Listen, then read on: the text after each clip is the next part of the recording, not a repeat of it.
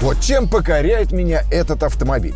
Спортивный седан, который не требует жертв никаких.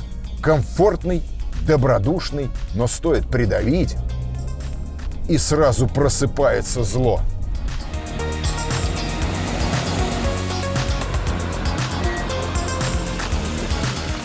Боря, золотая Верту?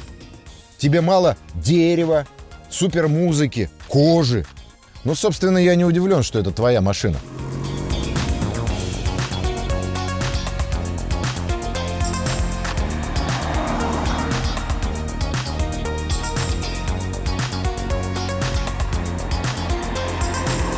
Чтобы почувствовать этот автомобиль, не надо давить в пол, не надо дерзко заходить в повороты. Надо его ощущать кончиками пальцев.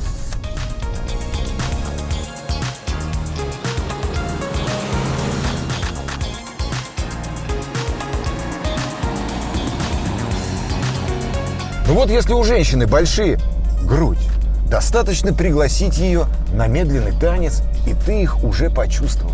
Запах женщины, как она двигается. Вот о чем я.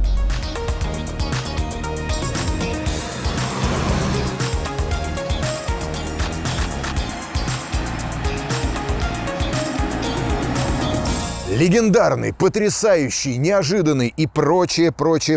Каких только эпитетов за годы не слышала эта модель. Mercedes-Benz 190E 2.5 16 Cosworth. Есть только маленькая ремарочка. Cosworth в названии тевтонцы никогда не произносили. И еще одна ремарочка, простите. Если правильно, V201. 190-м он стал у нас.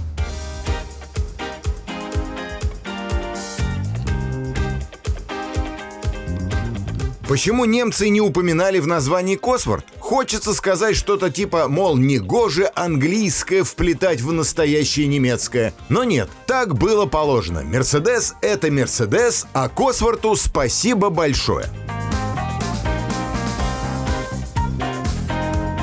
За что? Тут надо немного объяснить, почему вообще появилась данная модификация автомобиля. Ведь 201 был неплох. Да, неплох, но недостаточно хорош для участия в соревнованиях.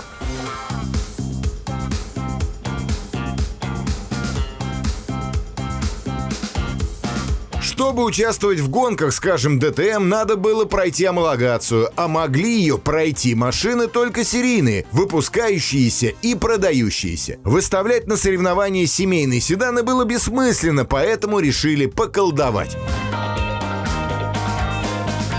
Как раз компания Cosworth и колдовала, и наколдовала нормальную такую машину. 190E 2.3 16. То был 1984 год. Но знаете, Audi Quattro все испортила. Ладно, сказали в Штутгарте.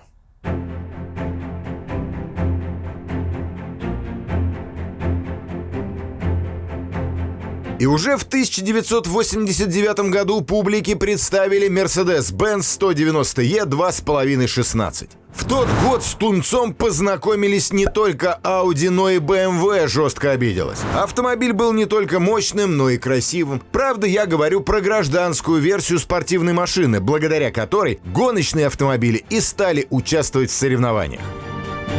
5000 экземпляров и билет в автоспорт получен. Этих автомобилей реально мало на общем фоне 201-х. 1 879 629 экземпляров за 11 лет производства. Чтобы выделить из толпы мерседесов Cosworth, немцы подумали о недоброй внешности. Передние и задние бамперы приобрели спортивность. На переднем красуется резиновая вставка, также накладка на двери, крылья, пороги и обязательно задний спойлер на багажнике.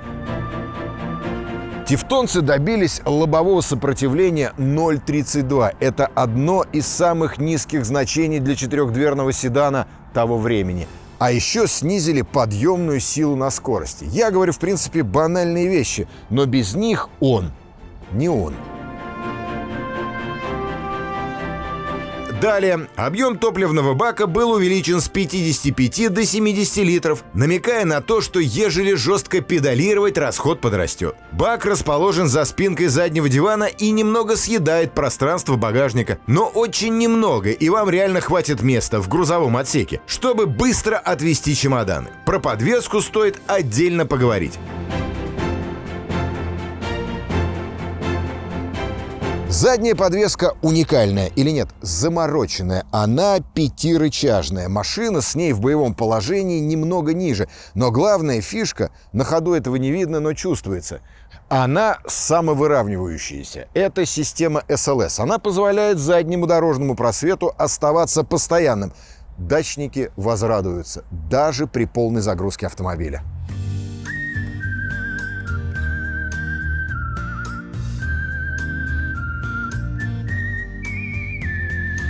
Салон мог отличаться от гражданской версии сильно, очень сильно и очень-очень сильно. Но во всех вариантах стояли только спортивные сиденья, даже сзади. Тут два раздельных места, третьему пассажиру в Косворте нет места, если он не любитель сидеть на холме. Хотя ремней безопасности тут 3. Сел и почувствовал себя как дома. У нас исполнение «Авангард». Про фишечки и комплектации чуть позже. А сначала, чем спорт отличается от такси и тещевозов. Тут 3 дополнительных прибора. Температура масла, вольтметр и секундомер.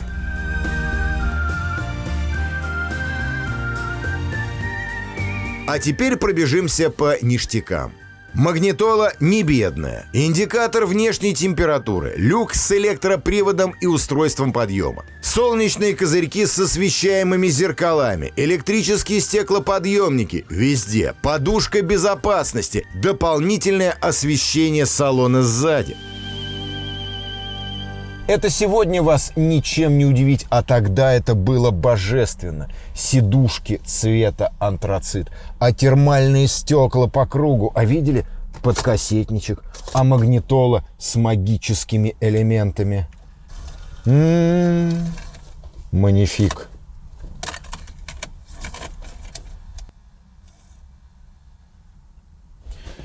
Ишь ты, ящичек для нужного скарба.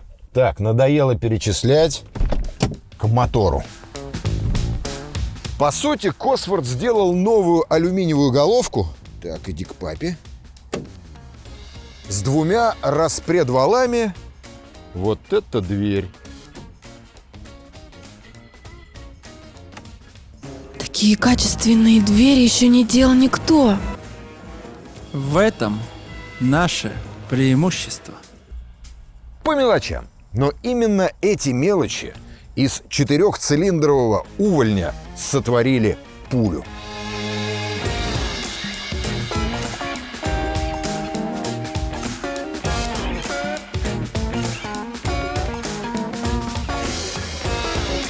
Вернемся к началу повествования. Немцы попросили англичан помочь. Компания Косворт согласилась. За основу взяли стандартный двигатель. Колдовали в основном с головкой. Вернее, отлили заново. Теперь тут по 4 клапана на горшок, а всего 16. Причем установили самые большие, какие влезли.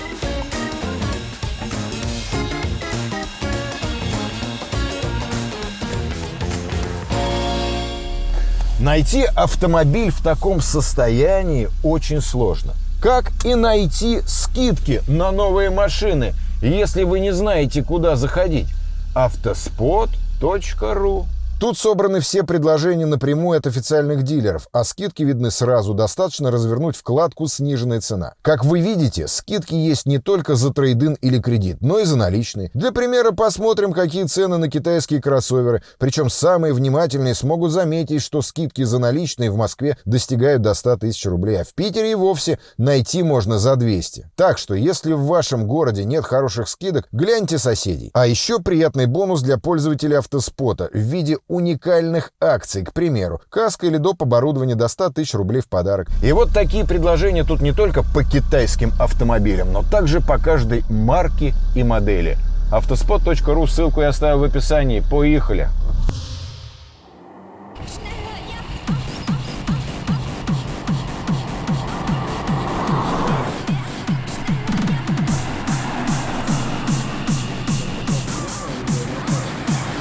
Максимальная скорость, до которой может разогнаться этот 195-сильный Mercedes, 230 км в час. Но рекорд, который машина показала, был 247 с копейками, что и сегодня очень sehr good. Пятиступенчатая механика Getrack с другим алгоритмом переключения передач. Первая на себя, вторая сверху. И вот что удивительно. На Мерседесе эту коробку ругали, а точно такую же на BMW M3 хвалили. Чудеса! И да, разгон до сотни 8 секунд.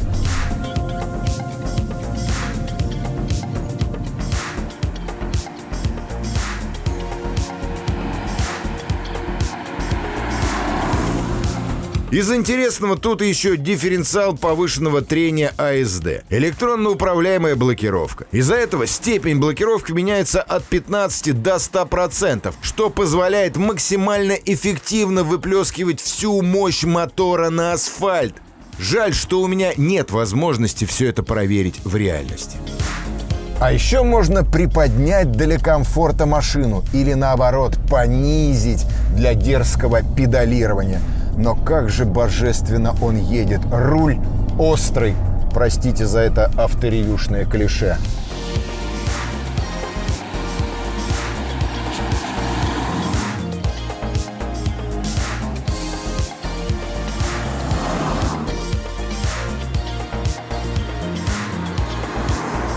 Всего не расскажешь про победы данной модели на соревнованиях, про то, что это очень желанный и сегодня очень дорогой автомобиль. Это настоящий-пренастоящий Мерседес. Вот как вы себе представляете Мерседес? Так вот, это он. Охота продолжается.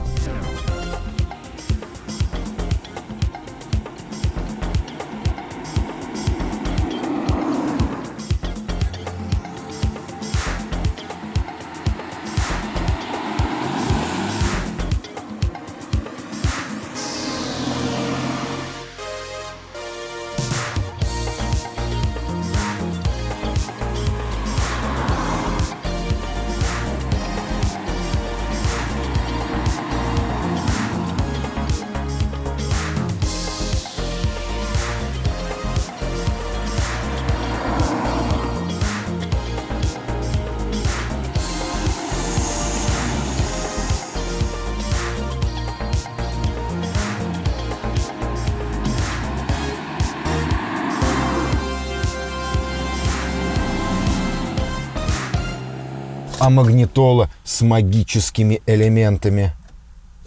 Ну, открывайся. Подержать надо, извините. Чик. Ну, пожалуйста.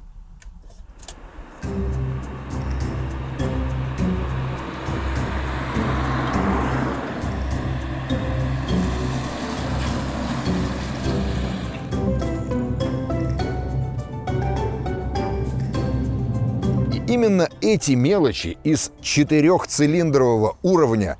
Какого уровня, увольня? Задняя подвеска уникальная или нет? Замороченная. Она пятирычажная. С***ка.